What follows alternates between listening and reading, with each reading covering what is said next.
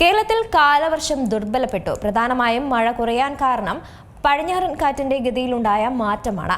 മാത്രമല്ല, മേഘങ്ങളുടെ രൂപീകരണം അറബിക്കടലിൽ കുറവാണ്. ഇതോടെ കേരളത്തിൽ മഴ വിട്ടുനിൽക്കുന്ന അവസ്ഥ തുടരുമെന്നും മുന്നറിയിപ്പുണ്ട്.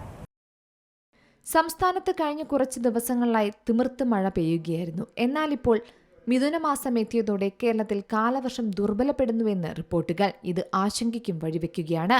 പടിഞ്ഞാറൻ കാറ്റിന്റെ ഗതിയിലുണ്ടായ മാറ്റമാണ് ഇപ്പോൾ കേരളത്തിലെ മഴ കുറയാൻ കാരണമെന്നും പറയുന്നു. അതായത് കാലവർഷക്കാറ്റ് അന്തരീക്ഷത്തിന്റെ താഴ്ന്ന ഉയരങ്ങളിൽ നിന്ന് കേരള തീരത്ത് നിന്നും മാറി സഞ്ചരിക്കുകയാണെന്നാണ് പറയുന്നത്. കാറ്റ് കരകയറാത്ത അവസ്ഥയും ഇപ്പോൾ ഉണ്ട്. ഇത് കാരണമാണ് മഴ കുറയാൻ കാരണമെന്ന് പറയുന്നു. പ്രത്യേകിച്ച് അറബിക്കടലിൽ മേഘങ്ങളുടെ രൂപീകരണവും ഇപ്പോൾ കുറവാണ്. അതും കേരളത്തിൽ മഴ വിട്ടുനിൽക്കുന്ന ഒരവസ്ഥ തുടരാൻ കാരണമാകുന്നുണ്ട്. ചില റിപ്പോർട്ടുകൾ പ്രകാരം എറണാകുളം മുതൽ തെക്കോട്ടുള്ള ജില്ലകളിലും കോഴിക്കോടിന് വടക്കോട്ടുള്ള ജില്ലകളിലും തെളിഞ്ഞ അന്തരീക്ഷമാണ് ഇപ്പോഴുള്ളത്. പ്രത്യേകിച്ച് കോഴിക്കോട്, മലപ്പുറം, തൃശൂർ, എറണാകുളം, പാലക്കാട്, വയനാട് ജില്ലകളിൽ ഭാഗികമായാണ് മഴ കാണുന്നത്.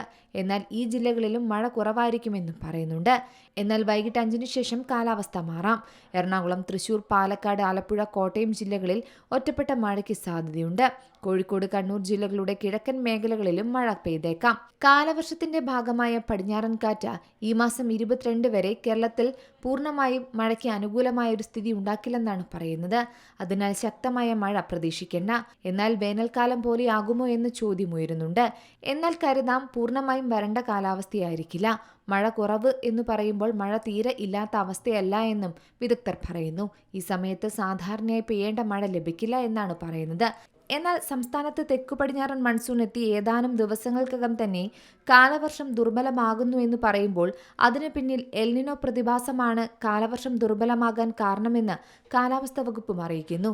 കാലവർഷ സീസണിൽ മിതമായതോ ശക്തമായതോ ആയ എൽനിനോയ്ക്കും സാധ്യതയുണ്ട്. അതിന്റെ ഭാഗമായാണ് നിലവിൽ ഭൂമധ്യരേഖ പസഫിക് സമുദ്രത്തിൽ എൽനിനോ സാഹചര്യങ്ങൾ നിലനിൽക്കുന്നത്. തെക്കു പടിഞ്ഞാറൻ മൺസൂൺ സമയത്ത് ഇത് കൂടുതൽ ശക്തിപ്പെടാൻ സാധ്യതയുണ്ടെന്നും കാലാവസ്ഥാ വകുപ്പ് പറയുന്നു. എന്തായാലും നിലവിൽ മിതമായതോ ശക്തമായതോ ആയ എൽനിനോയ്ക്കാണ് സാധ്യത കാലാവസ്ഥയിൽ നിലനിൽക്കുന്നത്. News desk C Malayalam news. ഏറ്റവും പുതിയ വാർത്തകളും വിശേഷങ്ങളും വിരൽത്തുമ്പിലറിയാൻ സി മലയാളം ന്യൂസ് എല്ലാ ഡിജിറ്റൽ പ്ലാറ്റ്ഫോമുകളിലും ലഭ്യം.